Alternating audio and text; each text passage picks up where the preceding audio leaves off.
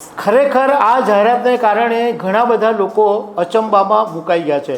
તો મધ્યપ્રદેશની અંદર મોહન યાદવની આગેવાની હેઠળની ભાજપની જે સરકાર છે એણે સીબીઆઈ તપાસ માટે મંજૂરી લેવી પડે રાજ્યમાં, એટલે કોઈપણ સરકારી અધિકારી, કર્મચારી, મંત્રી કે ધારાસભ્યની ધરપકડ કે તપાસ માટે સીબીઆઈએ હવે રાજ્ય સરકારની મંજૂરી લેવી પડશે એવી એક જાહેરાત કરી છે।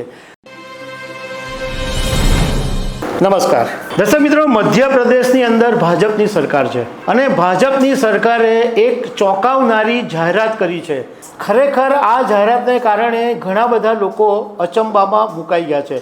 તો મધ્યપ્રદેશની અંદર મોહન યાદવની આગેવાની હેઠળની ભાજપની જે સરકાર છે એણે સીબીઆઈ તપાસ માટે મંજૂરી લેવી પડે રાજ્યમાં, એટલે કોઈપણ સરકારી અધિકારી, કર્મચારી, મંત્રી કે ધારાસભ્યની ધરપકડ કે તપાસ માટે સીબીઆઈએ હવે રાજ્ય સરકારની મંજૂરી લેવી પડશે એવી એક જાહેરાત કરી છે। આ જાહેરાત ચોંકાવનારી એટલા માટે છે કે સામાન્ય રીતે વિપક્ષની સરકાર જે રાજ્યમાં હોય એ એવી માંગ કરે તો માની શકાય કે ભાઈ સીબીઆઈને અમારા રાજ્યની અંદર અમારી પરવાનગી વગર નહીં આવવાનું, પણ આ તો ભાજપની સરકાર કેન્દ્રમાં છે અને મધ્યપ્રદેશની અંદર પણ ભાજપની સરકાર છે, ત્યારે આ નિર્ણયે બધાને ચોંકાવી દીધા છે।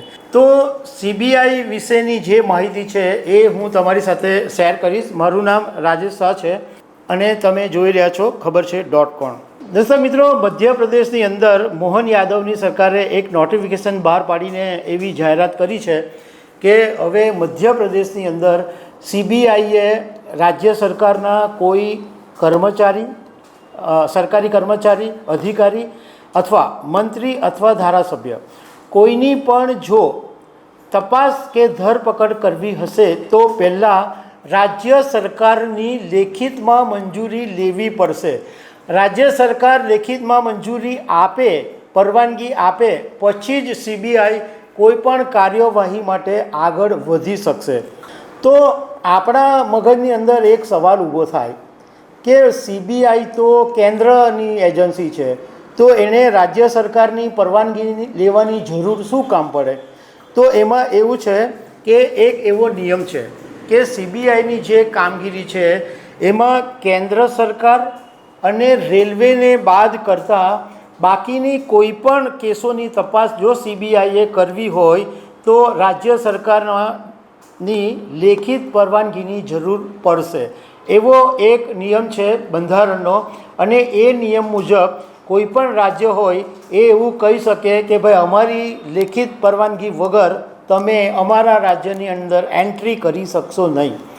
બીજી એક વાત સમજવા જેવી છે કે આ મધ્યપ્રદેશની અંદર રાજ્ય સરકારે કહી દીધું કે ભાઈ અમારા રાજ્યની અંદર જે કર્મચારી, અધિકારી, ધારાસભ્ય, મંત્રીને અમારે પૂછ્યા વગર નહીં આવી શકો, પણ ધારો કે મધ્યપ્રદેશની અંદર કેન્દ્ર સરકારના કોઈ કર્મચારીની તપાસ કરવાની છે તો એના માટે સીબીઆઈને મધ્યપ્રદેશના સરકારની લેખિત પરવાનગીની જરૂર નથી, સીધી જઈને તપાસ કરી શકે। માત્ર રાજ્ય સરકારના જે કર્મચારી કે રાજ્ય સરકારના મંત્રી હોય એના માટે સીબીઆઈ પર પ્રતિબંધ છે।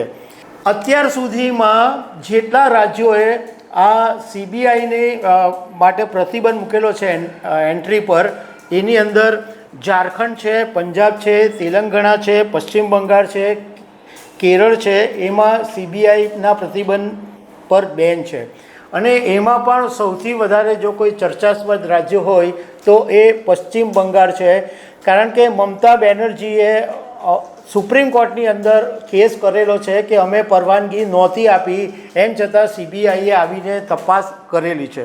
બીજી પણ એક વાત એવી જાણવા જેવી છે કે આ પહેલાં જ્યારે વિપક્ષની સરકાર હતી એવા રાજ્યોની અંદર મેઘાલય, મિઝોરમ, છત્તીસગઢ, રાજસ્થાન એમાં સીબીઆઈની એન્ટ્રી પર પ્રતિબંધ હતો, પરંતુ જેવી જ એનડીએની સરકાર બની આ રાજ્યની અંદર મેઘાલય, મિઝોરમ, છત્તીસગઢ, રાજસ્થાનમાં, તો સીબીઆઈને પરવાનગી આપી દેવામાં આવી કે તમે અમારા રાજ્યની અંદર આવી શકો છો।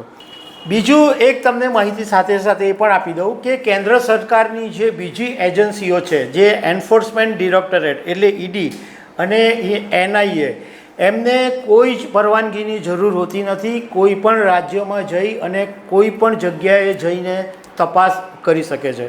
તો દર્શક મિત્રો, આવી અનેક વાતો સાથે અમે તમને મળતા રહીશું. Thank you very much.